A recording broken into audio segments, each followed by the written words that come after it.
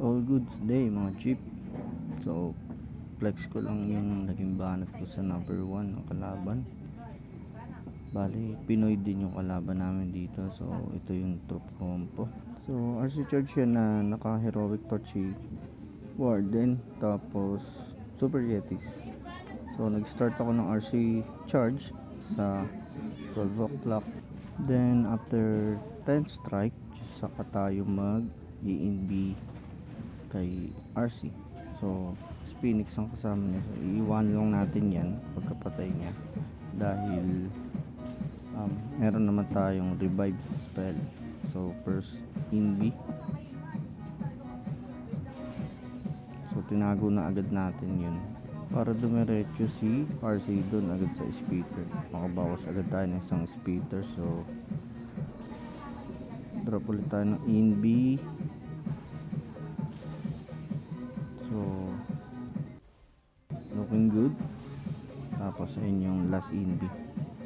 So nag drop na agad ako dito ng Ice Golem, Siege Barracks, King and Queen sa 3 o'clock.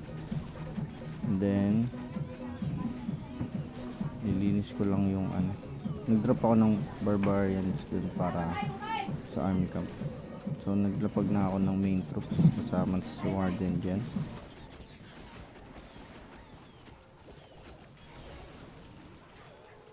Tapos sa part na to nag Warden ability na agad ako para makapasok na rin ng Super Yetis natin. So si King sumama sa loob.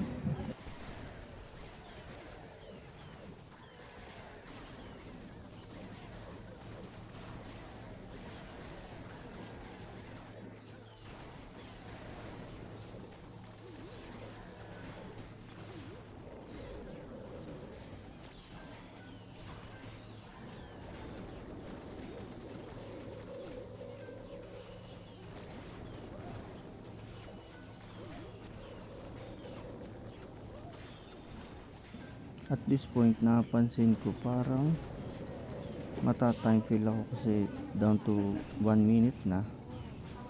Tapos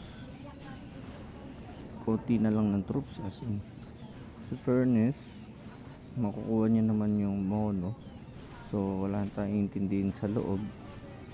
Tapos yun nga, nakakalimutan ko pa agad pindutin si Archer Queen para makatulong na agad yung mga mirror niya tsaka yung giant.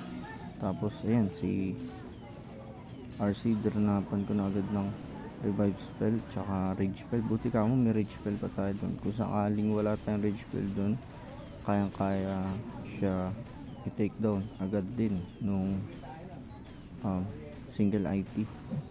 Tapos ayun, buti nakuha niya yung Rico.